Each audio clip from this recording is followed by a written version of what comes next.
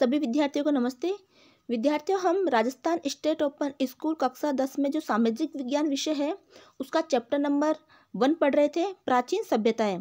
तो पिछले वीडियो में हमने इस पाठ के अंतर्गत वैदिक सभ्यता के बारे में पढ़ा और सभ्यता के बारे में जाना कि सभ्यता क्या होती है, उसकी क्या विशेषताएं होती है।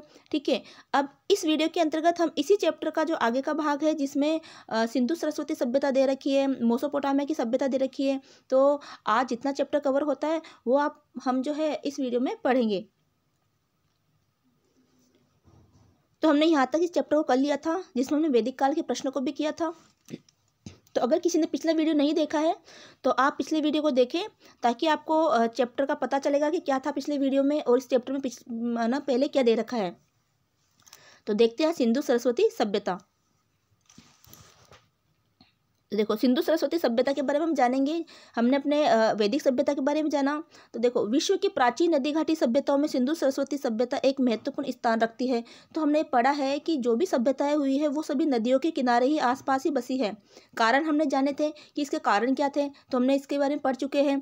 तो ये भी है जो नदी घाटी के पास में ही ये विकसित हुई है। सिंधु नदी का उद्गम तिब्बत के कैलाश मानसरोवर के उत्तर में स्थित हिमनद से माना जाता है। अब देखो, सिंधु नदी है उसका उद्गम कहाँ से होता है, यानी ये नदी कहाँ से निकलती है, तो इसका जो है तिब्बत में कैलाश मानसरोवर, यानी तिब्बत जो स्थान है, तिब्बती स्थान है जो हमारे भारत के उत्तरी हिस्से में है तिब्बत, वहाँ से जो कैलाश मानसरोवर जो स्थान है वहाँ से वहाँ का जो हिमनद है, हिमनद यानी जो ग्लेशियर है ना, बर्फ के जो पहाड़ है वहाँ से जो इसका उद्गम माना जाता है। सरस्वती नदी का उद्गम शिवालिक की पहाड़ियों से माना जाता है। और देखो, सरस्वती नदी कहाँ से निकलती है, ये शिवालिक की पहाड़ियों से निकलती है। तो सिंधु नदी तो कहाँ से निकली, कैलाश मानसरोवर के हिमनद से निकली जो तिब्बत में है। और जो है सरस्वती नदी है वो शिवालिक की पहाड़ियों से मानी जाती है, ये वहाँ से निकलती है।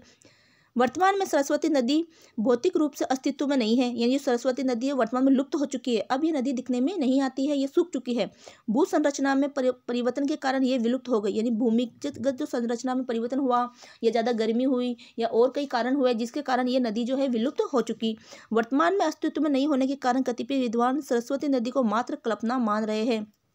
देखो, वर्तमान में ये नदी जो है वो है नहीं, यानी कि अस्तित्व में नहीं है, ये सूख चुकी है। इसके कारण कई विद्वान तो इसको सिर्फ कल्पना मानते हैं, लेकिन भू उपग्रह द्वारा खींची गई तस्वीरों में सरस्वती नदी के बहाव क्षेत्र का अब पता लग गया है। लेकिन इसके बाद में जो भू उपग्रह है, जो हमारे उपग्रह है, उनके द्वारा कुछ तस्वीरें हमारी पृथ्वी की ली गई जिसके अंतर्गत जो ये सरस्वती नदी है इसका बहाव क्षेत्र दिखा है। होता है ना, कई बार नदी सूख जाती है लेकिन उसका जो बहाव क्षेत्र दिखता रहता है, ठीक है, कि हाँ पहले यहाँ पर नदी बहती थी, है ना, तो इस तरह से उसकी जो घाटी है उसका बहाव क्षेत्र दिखा है। तथा अंतःसलिला के रूप में आज भी प्रवाहित है। अंतःसलिला यानी जमीन के अंदर, तो ये नदी जमीन के अंदर आज भी प्रवाहित होती है, यानी आज भी जमीन के अंदर इस नदी के अंतर्गत जो है पानी विद्यमान है। वैदिक साहित्य रामायण व महाभारत में सरस्वती नदी के अस्तित्व के पर्याप्त प्रमाण उपलब्ध है। तो जो भी वैदिक साहित्य लिखा गया, रामायण है, महाभारत है, ये लिखा गया, तो उस समय जो है इस नदी के जो है अस्तित्व में होने के, यानी ये नदी थी, इसके कई प्रमाण मिलते हैं। महाभारत युद्ध के समय कृष्ण के भाई बलराम ने सरस्वती नदी पर स्थित तीर्थों की यात्रा की थी, इसका विवरण प्राप्त होता है। सिंधु सरस्वती सभ्यता की खोज। अब हम देखेंगे कि ये जो सभ्यता मिली है सिंधु सरस्वती सभ्यता, इसकी खोज किसने की, इस स्थान पर हमें क्या क्या वस्तुएं प्राप्त हुई, यहाँ का नगर नियोजन कैसा था, यहाँ के लोगों की जो है संस्कृति कैसी थी, वहाँ के लोगों की सामाजिक स्थिति, आर्थिक स्थिति कैसी थी, ये हम इसमें देखेंगे। तो देखो, जो भी सभ्यता पढ़ रहे होते हो उसमें कुछ चीज़ें देखी जाती है। पहली बात तो है कि वो जो सभ्यता है वो कहाँ पर विकसित हुई, ठीक है।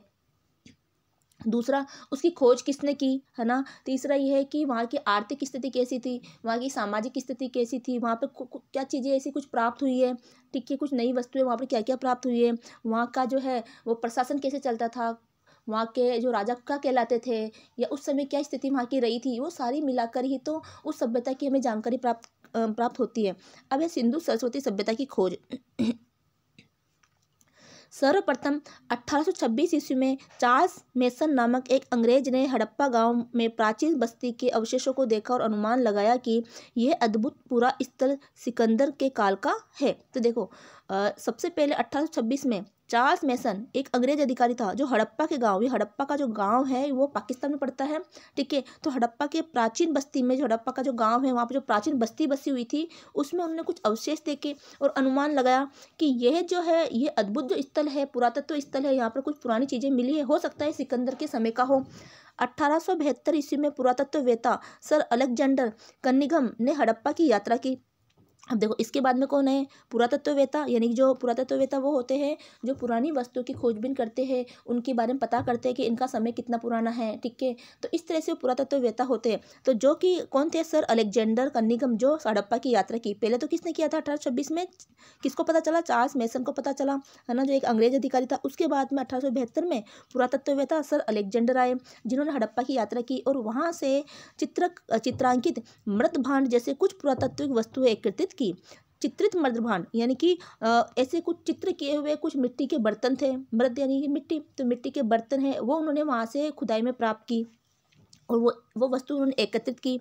उन्होंने ये सोचा कि यह कोई प्राचीनतम सभ्यता दबी पड़ी है, कि यहाँ पर क्या है, कोई पुरानी सभ्यता है, कोई बस्ती यहाँ पर पहले थी जो विलुप्त हो गई, अब उनके अवशेष वहाँ पर दबे पड़े हैं। लेकिन वे इसका काल निर्धारित नहीं कर पाए। काल मतलब वो नहीं पता कर पाए कि ये सभ्यता कितनी पुरानी है। सिंधु सरस्वती सभ्यता की सर्वप्रथम खोज। अब देखो इसके बाद में इस सभ्यता की सबसे पहले खोज किसने की, बाद में, यानी खोज यानी छानबीन करना, उसकी और ज़्यादा उसकी गहराई से पता लगाना, ठीक है, ये की थी 1921 में डॉक्टर दयाराम साहनी ने हड़प्पा नामक स्थल पर की। तो ये कहाँ पर की, हड़प्पा नामक स्थल पर दयाराम साहनी ने 1921 में की।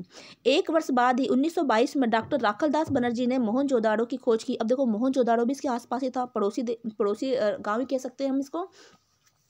तो 1922 में 22 ईस्वी में राखलदास बनर्जी उन्होंने मोहनजोदाड़ो की खोज की। तो आपको ध्यान रखना है, सिंधु सरस्वती सभ्यता की खोज किसने की, तो 1921 में दयाराम साहनी ने हड़प्पा नामक स्थान पे की, ठीक है। उसके बाद में जो एक वर्ष के बाद में 1922 में डॉक्टर राखलदास बनर्जी ने मोहनजोदाड़ो की खोज की। तो देखो मोहनजोदाड़ो पे फिल्म भी आई हुई है, तो आप देख सकते हो वहाँ पर। तो वहाँ पर उस फिल्म में भी वहाँ की स्थिति ना, वहाँ के बारे में, जो वहाँ का कल्चर बताया गया है कि किस तरह से वो लोग रहते थे, ना क्या पहनते थे, एक सींग का गेंडा वगैरह, ऐसे कुछ वहाँ के मुकुट वगैरह, इस तरह से उसमें बताया गया है। 1924 ईस्वी में पुरातत्वविद जॉन मार्शल ने हड़प्पा के बारे में एक विस्तृत रिपोर्ट में यह जानकारी दी कि दीर्घ काल से विस्मृत यह सभ्यता उतनी ही प्राचीन है जितनी कि मिस्र और मेसोपोटामिया की सभ्यता है। तो अब देखो 1924 में अब खोजबीन तो कर ली, फिर इसकी रिपोर्ट भी देनी पड़ती है। तो रिपोर्ट किसने दी, जॉन मार्शल ने दी, और उन्होंने बताया कि ये जो सभ्यता है वो बहुत ही पुरानी है, दीर्घ काल की है, और उसमें वो उतनी ही पुरानी है जैसे कि मिस्र और मेसोपोटामिया की सभ्यता है। तत्पश्चात अनेक विद्वानों N.L. मजूमदार, माधव स्वरूप वत्स, K.N. दीक्षित, अर्नेस्ट मैके, व्हीलर, अमलेंदु घोष, बालकृष्ण थापर एवं स्टीन आदि ने उत्खनन में प्राप्त सामग्री का विस्तृत अध्ययन कर अपने अपने विचार प्रस्तुत किए। तो फिर अलग अलग विद्वान आए, उन्होंने अलग अलग तरीके से खोजबीन की, अलग अलग उनको वस्तुएं मिली, तो उस तरह से फिर उन्होंने उत्खनन किया। उत्खनन यानी कि उसको खोदा, ठीक है, वहाँ से उन चीज़ों को जमीन से निकाला, पता किया कहाँ पर क्या क्या चीज़ें दबी पड़ी है, ठीक है। फिर उस हिसाब से उन्होंने अपने अपने विचार वहाँ पर प्रस्तुत किए।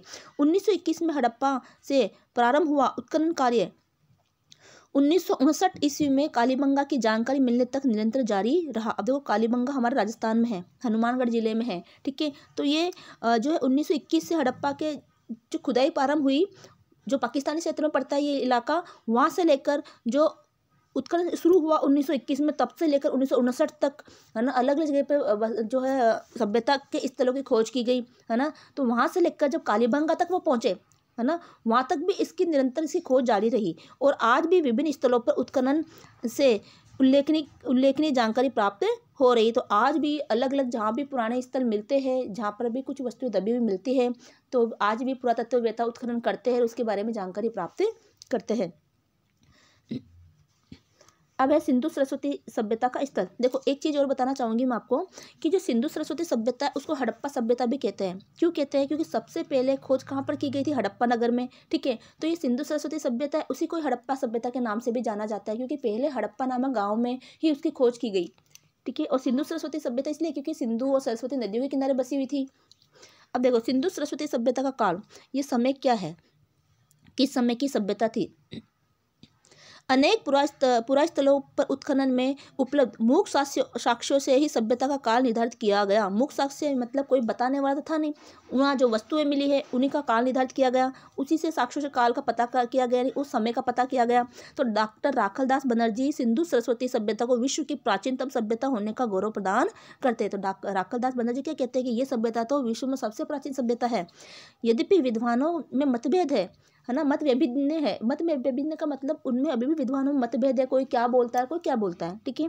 धर्मपाल अग्रवाल वैज्ञानिक कार्बन पद्धति के आधार पर, देखो ये एक पद्धति होती है वैज्ञानिक कार्बन पद्धति, जिसके आधार पर कार्बन पद्धति के आधार पर हम क्या करते हैं, जैसे पुरातत्ववेत्ता क्या करते हैं, उस वस्तु का पता करते हैं कि वो वस्तु कितनी पुरानी है। उनके पास मशीनें होती है, ठीक है। तो इस पद्धति के आधार पर वो उस वस्तु के है ना समय का पता कर लेते हैं कि ये वस्तु कितनी समय की पुरानी है। तो धर्मपाल अग्रवाल ने वैज्ञानिक कार्बन पद्धति के आधार पर सिंधु सरस्वती सभ्यता, जो सिंधु सभ्यता है उसका काल 2300 ईसा पूर्व से 1700 ईसा पूर्व बताया। यानी 2300 ईसा पूर्व से 1700 ईसा पूर्व का मतलब ये है कि 4500 साल पहले की, है ना। देखो ईसा पूर्व यानी ईसा मसीह के जन्म से पहले के, तो ईसा मसीह का जन्म मान लो 0 वर्ष में हुआ है, ये कालखंड है। तो मैं आपको थोड़ा कालखंड बता देती हूँ, क्योंकि कई बार ऐसे जो है शब्दावली आती है तो आप अटकते हो कि 2300 ईसा पूर्व क्या है। तो ईसा पूर्व, ई पूर्व का मतलब तो ईसा के जन्म से पहले। तो मान लो ईसा का जन्म को 0 वर्ष माना गया है, ठीक है। तो ईसा के जन्म को हम क्या माने 0 वर्ष, है ना। अब 0 वर्ष माना क्योंकि कालखंड का निर्धारण तो हम करें समय का पता लगाने के लिए, ईसा मसीह के जन्म को 0 वर्ष हमारे माना गया है। उससे पहले जो भी हुआ उसको बोलते हैं ईसा पूर्व, क्या बोलते हैं ईसा पूर्व। और उसके बाद में जो भी उसको बोलते हैं हम ईसवी, ठीक है। जैसे अभी हमारे 2022 चल रहा है तो 2022 ईस्वी, 19वीं ईस्वी, इस तरह से हम बोलते हैं, ठीक है। तो मान लो ईसा मसीह के जन्म से भी 2300 ईस्वी पूर्व क्या माना गया है, इस सभ्यता का जन्म माना गया है। और अब ईसा मसीह के बाद अभी हमारा 2022 चल रहा है, तो कितने साल हो गए 2300, ये 22 लगभग 4400 साल के आसपास, 4400-4500 साल के आसपास पुरानी ये सभ्यता मानी जाती है। तो आज से माना जाए तो 44-45 साल पुरानी ये सभ्यता मानी जाती है। तो 2300 ईसा पूर्व से लेकर 1750 ईसा पूर्व तक इसकी जो है इस सभ्यता का कालखंड बताते हैं।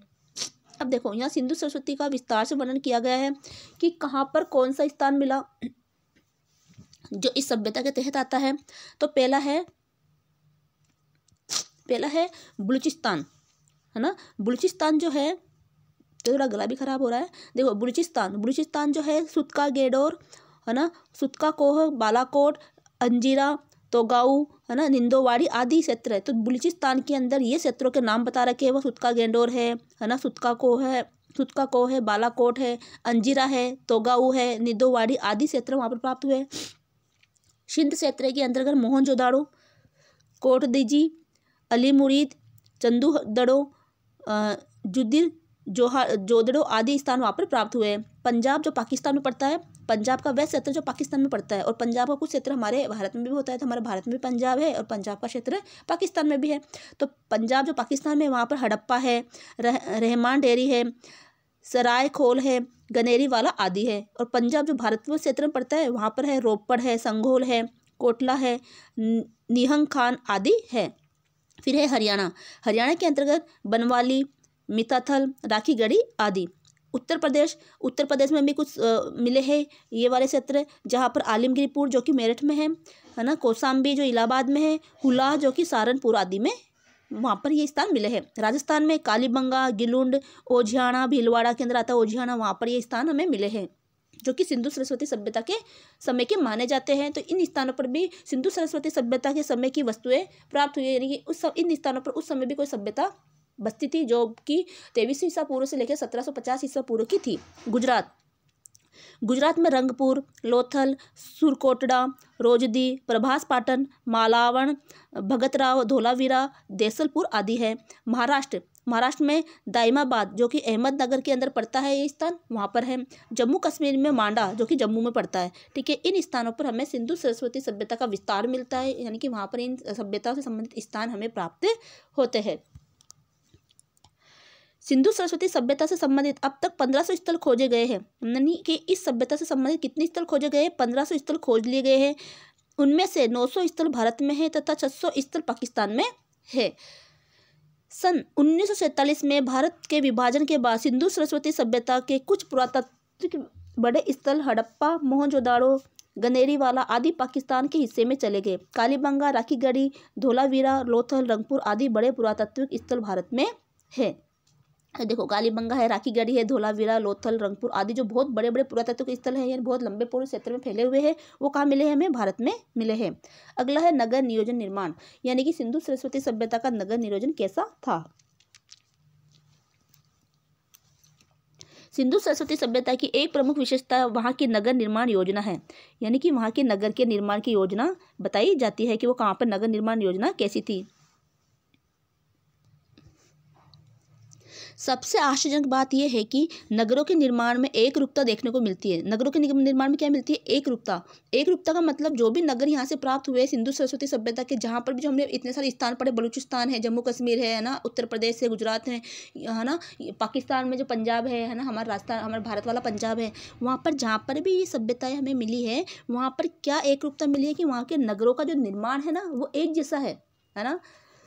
एक ही प्रकार की नगर योजना हड़प्पा, मोहनजोदाड़ो, कालीबंगा या लोथल में देखने को मिलती है। नगरों में सड़कों एवं नालियों का उचित प्रबंध रहता था।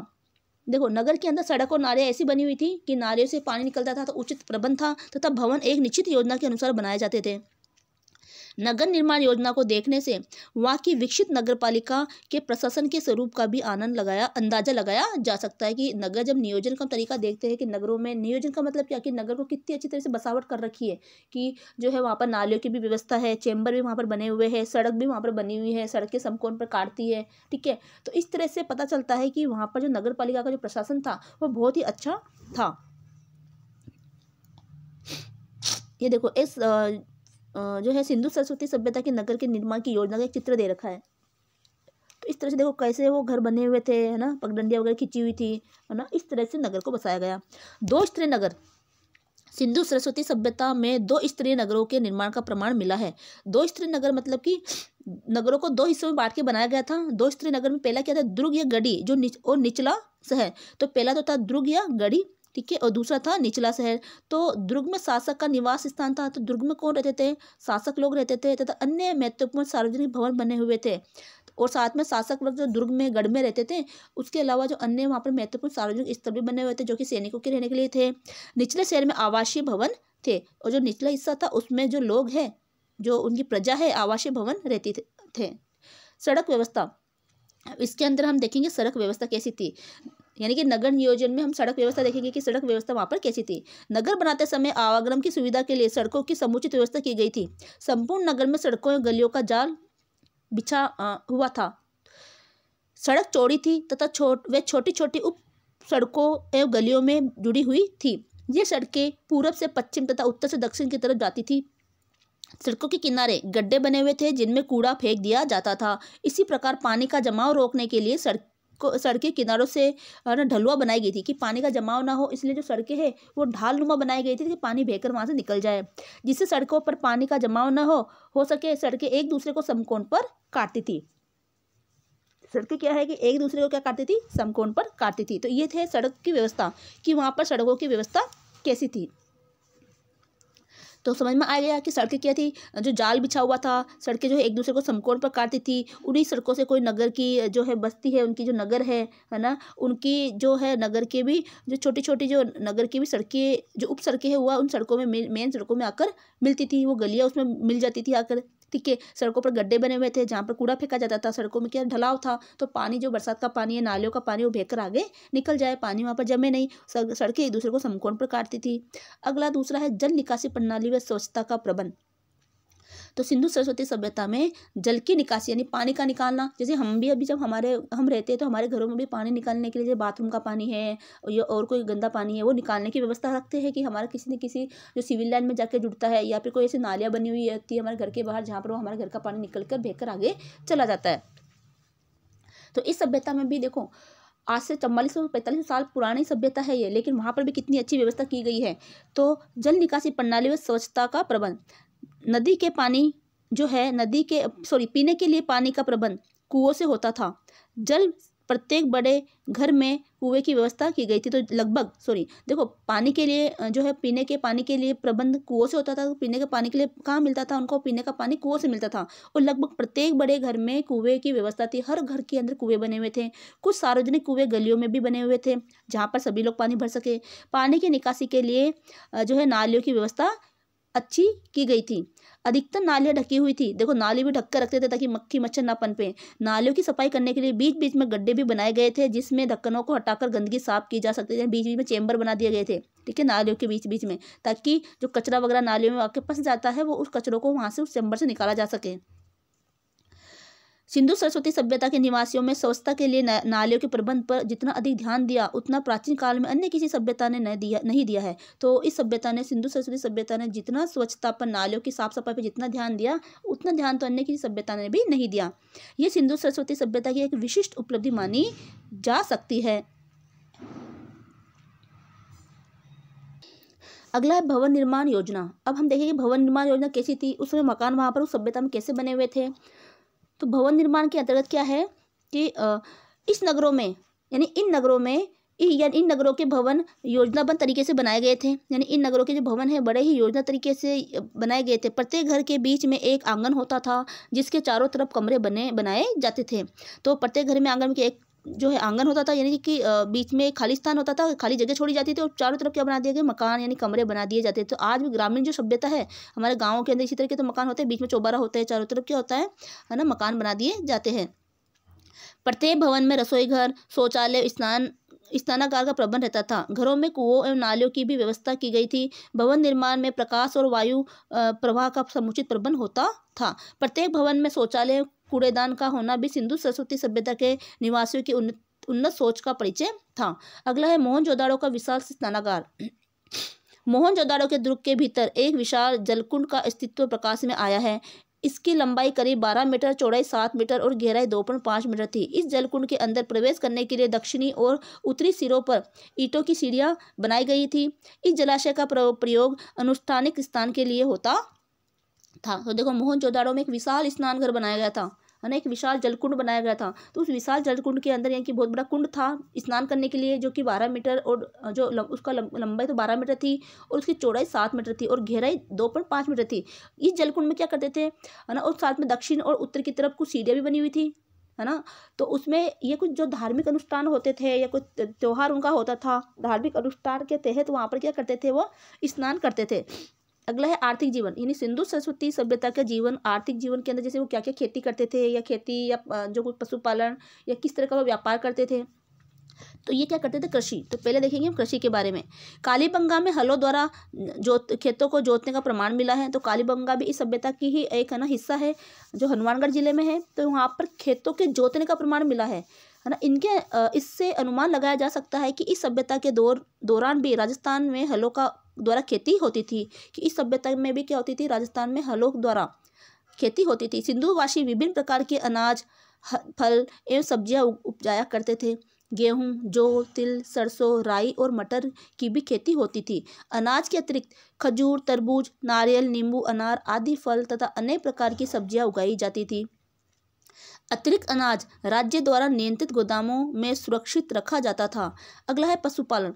कृषि के साथ साथ पशुपालन पर भी ध्यान दिया जाता था। मिट्टी के बर्तन पर बने चित्रों, मुहरों एवं अस्थि अवशेषों के आधार पर हम तत्कालीन पालतू पशुओं के विषय में जानकारी प्राप्त कर सकते हैं। सुअर, भेड़, बकरी, गाय, कुब्बड़ वाले बैल, भैंस, कुत्ता, हाथी, ऊंट पालतू पशु थे। तो उस समय ये पशुपालन भी करते थे। कैसे पता चला कि जब वहां से खुदाई की गई तो मिट्टी के कुछ बर्तन मिले, कुछ मुहरें मिली, कुछ वहां पर जानवरों की अस्थियां मिली, जिससे पता चल सकता है कि जैसे कि मान लो मिट्टी का बर्तन पे उन्होंने, है ना, किसी, है ना, गाय का चित्र बना रखा है, भेड़ का चित्र बना रखा है, या कुब्बड़ वाले बैल का चित्र बना रखा है ना, हाथी का चित्र बना रखा है। तो इससे पता चलता है कि वो लोग उन चीज़ों से परिचित थे, इन जानवरों से परिचित थे, इन जानवरों को पालते थे, है ना। तो इस तरह से तो वहाँ की मुहरों पर जैसे कुब्बड़ वाले बैल की चित्र मिला है, मुहरों पर छपा हुआ, तो इससे क्या पता चलता है कि इसका मतलब वो उन जानवरों को पालते थे, इनसे वो परिचित थे। तो इस तरह से इन जानवरों के बारे में उस समय के लोग जो इनको पालतू जानवर जो है वो उनको पालते थे, ठीक है, और इनको वो उनसे वो परिचित भी थे। अगला है व्यापार वाणिज्य। किस तरह का वो व्यापार करते थे।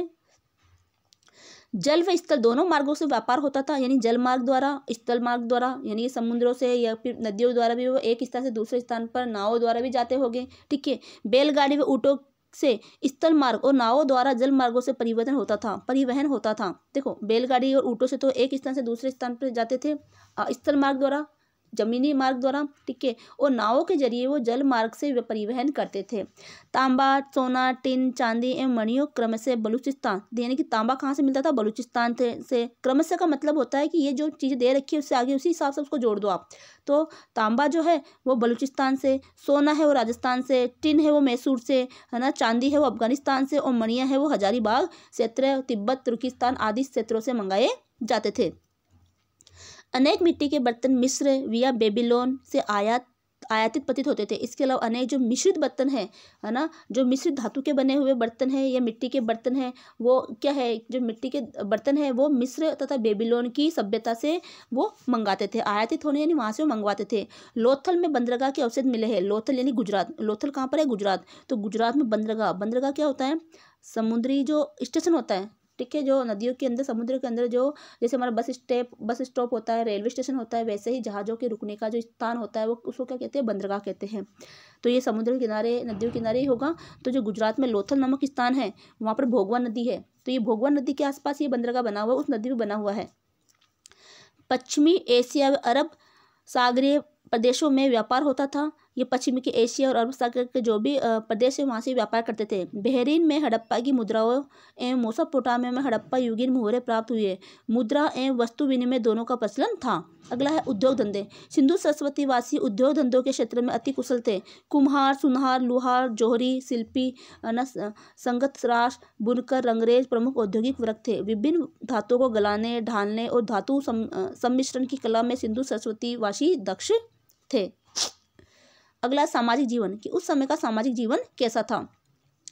उत्खनन से प्राप्त पुरावशेषों ही सिंधु सरस्वती समाज की जानकारी के एकमात्र स्रोत है।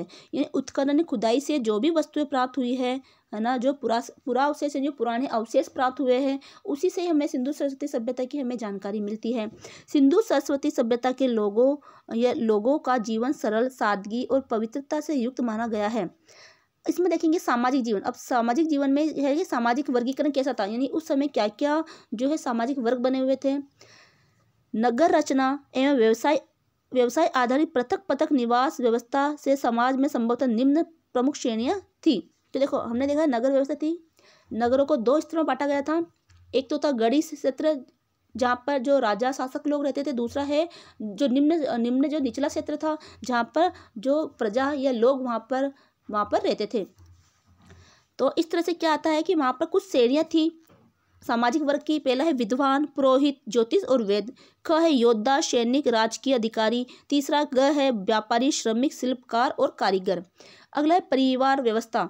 सिंधु सरस्वती सभ्यता के समाज की प्रमुख इकाई परिवार थी। विभिन्न परिवारों के निवास हेतु पृथक आवास योजना थी।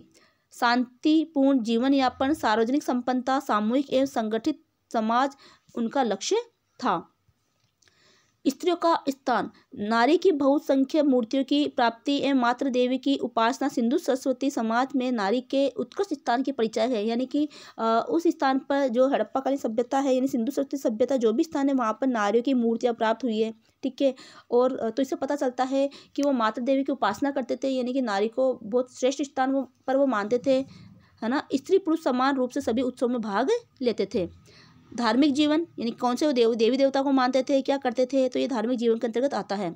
सिंधु सरस्वती सभ्यता वाले भी जो सिंधु सरस्वती सभ्यता वाले भी प्राचीन विश्व की अन्य सभ्यताओं के ही समान बहुदेववादी और प्रकृति पूजक थे। तो ये बहुदेववादी, बहुत सारे देवता की पूजा करते थे और प्रकृति की भी पूजा करते थे। प्रकृति में जो भी जो है, जैसे पेड़ है, पीपल का पेड़ है, ठीक है, इनकी वो पूजा करते थे। वे प्रकृति की विभिन्न शक्तियों यथा अग्नि, वृक्ष, जल, पशु आदि की भी पूजा करते थे।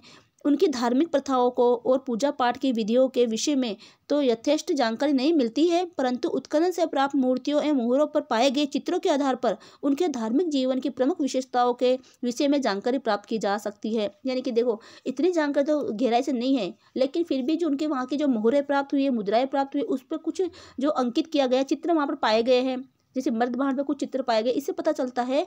तो उससे थोड़ा सा धार्मिक जीवन का अंदाजा लगाया जा सकता है कि वो किस तरह की पूजा पाठ करते थे। अगला है मातृ देवी की पूजा। तो मातृ देवी की पूजा किस तरह से करते थे कि मातृ देवी की पूजा भी करते थे।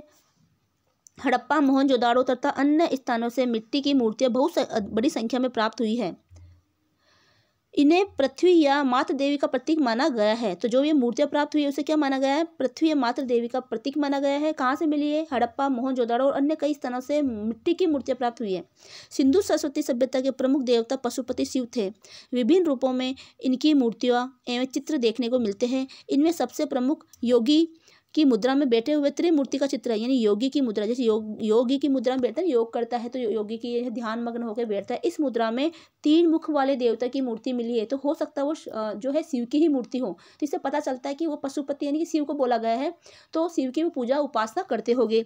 एक मुहर पर 3 मुख और 2 सिंह वाले योगी की मुद्रा अंकित है। तो एक जो मुहर है ना, उसके ऊपर भी 3 मुख वाले और 2 सिंह वाले योगी की मुद्रा अंकित है। इसके चारों तरफ क्रमशः, इसके चारों तरफ क्या है, क्रमशः जो चारों तरफ है वो है हाथी, बाघ, गेंडा तथा भैंसा खड़े हैं। इस मूर्तियों को पुरातत्ववेत्ता योगीश्वर एवं पशुपति शिव की मूर्ति मानते हैं। तो पुरातत्ववेत्ता अंदाजा लगाते हैं कि ये हो सकता है कि जो योगीश्वर, जिसको शिव भी कहते हैं, उसकी मूर्ति ये हो सकती है। तो उस समय जो है लोग शिव की भी पूजा करते हों। तो वो कौन कौन से पशु उसकी तरफ चारों तरफ अंकित है, तो आपको याद रखना है हाथी, बाघ, गेंडा और भैंसा खड़े हैं। भाषा और लिपि, यानी किस तरह की वो भाषा बोलते थे, क्या वहाँ पर कुछ लिपि प्राप्त हुई है। सिंधु सरस्वती सभ्यता में भाषा और लिपि का भी विकास हुआ। व्यापार का हिसाब किताब रखने के लिए संभवतः इनका विकास हुआ। अब वो व्यापार करते थे तो व्यापार का हिसाब किताब भी उनको रखना पड़ता था। उत्खनन से असंख्य लिपिबद्ध मोहरें प्राप्त हुई है। यह लिपि अब भी संतोषजनक एवं सर्वमान्य ढंग से पढ़ी नहीं जा सकी। अब देखो जो भी उत्खनन हुआ, उत्खनन में जो मोहरें मिली तो मोहरों पे कुछ लिखा गया था, है ना। अब वो लिखा हुआ क्या है उसको अभी तक भी नहीं पढ़ा गया है कि उसमें क्या लिखा गया है। ठीक है, लिपि को पढ़ने का प्रयास अभी भी जारी है। अब पता किया जा रहा है कि उस लिपि में क्या, यानी कि वो क्या लिखा गया है उस मोहरों पर। तो उस लिपि को पढ़ने का प्रयास अभी भी जारी है। सिंधु सरस्वती सभ्यता का अवसान मतलब वो कैसे नष्ट हुई। विद्वानों की मान्यता है कि 1700 ईस्वी पूर्व के लगभग सिंधु सरस्वती सभ्यता का पतन हुआ। इस सभ्यता के पतन के लिए अनेक कारण बताए गए हैं, जैसे अतिवृष्टि, अनावृष्टि, जलवायु परिवर्तन, विदेशी आक्रमण एवं पर्यावरणीय कारक। तो हो सकता है कि अतिवृष्टि हो, बहुत ज़्यादा बरसात हो गई हो, या बरसात बिल्कुल ही ना हुई हो तो अनावृष्टि यानी बरसात बिल्कुल नहीं हुई हो, जलवायु में वहाँ परिवर्तन हुआ हो, कुछ विदेशियों ने उन पर आक्रमण कर दिया हो जिसके कारण, या फिर कोई पर्यावरण कारण रहा हो, जैसे कोई भूकंप आ गई, कुछ बाढ़ आ गया, जिसकी वजह से भी ये सभ्यता का विनाश हो सकता है या पतन हो सकता है। सिंधु सरस्वती सभ्यता के उपरोक्त समग्र अध्ययन से स्पष्ट है कि यह भारत की प्राचीनतम काश्यकालीन नगरीय व्यापार वाणिज्य प्रधान सभ्यता थी। यानी कि यह प्राचीनतम सभ्यता है, काश्यकालीन है। काश्य का प्रयोग उस समय किया जाता था, नगर, क्योंकि नगर नियोजन अच्छा था, व्यापार भी वहाँ के लोग करते थे। ठीक है, पर्यावरण बोध एवं स्वच्छता के प्रति जागृति, कला, विज्ञान और तकनीकी विकास की दृष्टि से समकालीन विश्व सभ्यताओं में उत्कृष्ट थी। तो ये जो सभ्यता है वो जो है कला के क्षेत्र में भी प्रसिद्ध रही है ना, अन्य विज्ञान और तकनीकी क्षेत्र में भी विकसित रही है। इसीलिए अन्य जो समकालीन इसकी सभ्यताएं थी उसके साथ वाली जो बाकी की सभ्यताएं हैं उनसे ज़्यादा उत्कृष्ट नहीं, ज़्यादा श्रेष्ठ रही है। सुव्यवस्थित प्रशासन, सुसंगठित समाज, समृद्ध आर्थिक जीवन, उन्नत एवं पवित्रता से ओतप्रोत धर्म निसंदेह उल्लेखनीय है। विश्व की अन्य सभ्यताओं में सिंधु सरस्वती सभ्यता का स्थान मौलिक एवं विशिष्ट है। तो अन्य सभ्यताओं में सिंधु सरस्वती का स्थान बहुत ऊंचा माना गया है। अब देखो इससे संबंधित कुछ प्रश्न है। सभ्यता का अर्थ क्या होता है। प्राचीन सभ्यताओं का विकास नदियों के किनारे ही क्यों हुआ। तो ये हमने पिछले वीडियो में पढ़ा है। सभ्यता का अर्थ सीधा सीधा वहाँ लिखा हुआ लाइनें, तो आप वहाँ से इसका आंसर लिख सकते हो। हालांकि इसके प्रश्न उत्तर की सीरीज में मैं चला दूंगी, यानी कि इसके क्वेश्चन के आंसर भी एक अलग से वीडियो लेके आएंगे जिसमें आपके पाठ से संबंधित सारे क्वेश्चन आ जाएंगे। साथ में कुछ अन्य महत्वपूर्ण प्रश्न जो एग्जाम की दृष्टि से महत्वपूर्ण है वो भी हम डालेंगे। सिंधु सरस्वती सभ्यता में कौन कौन से उद्योग प्रचलित थे, ठीक है, ये सारे आपको पीछे मिलेंगे, है ना, इस वीडियो में मिल जाएंगे और आपकी किताब में मिल जाएंगे, है ना। खालिस्तान भरिए, तो ये है खालिस्तान में हलों द्वारा खेतों के जोतने का प्रमाण मिले। तो ये जो कालीबंगा में जो है खेतों में हलों द्वारा, है ना, खेतों में हलों द्वारा, कालीबंगा में हलों द्वारा खेतों में जोतने के प्रमाण मिले हैं। सिंधु सरस्वती सभ्यता की प्रमुख विशेषता वहाँ की नगर योजना थी। तो ये नगर योजना के बारे में पढ़ा था, ऐसी कैसी लाइन हमने पढ़ी कि वहाँ की नगर योजना थी। अब है माया सभ्यता। तो हालांकि वीडियो आधे घंटे से ऊपर हो चुका है, तो ये सभ्यता हम अगले वीडियो में देखेंगे। हालांकि 3-4 वीडियो इस पार्ट के बनेंगे, लेकिन छोटे छोटे पार्ट में हम पढ़ेंगे तो इस सभ्यता से देखो क्वेश्चन आते हैं, है ना। तो इससे आपको याद भी हो जाएगा। तो ज़्यादा से ज़्यादा चैनल को लाइक करें, है ना, सॉरी वीडियो को लाइक करें और चैनल को सब्सक्राइब करें, ठीक है। और अपने जो भी साथी है उसको आप इसको वीडियो को शेयर कर सकते हो, इतना सा तो आप कर ही सकते हो, ठीक है। अब मिलते हैं अगले वीडियो में, तब तक के लिए जय हिंद जय भारत।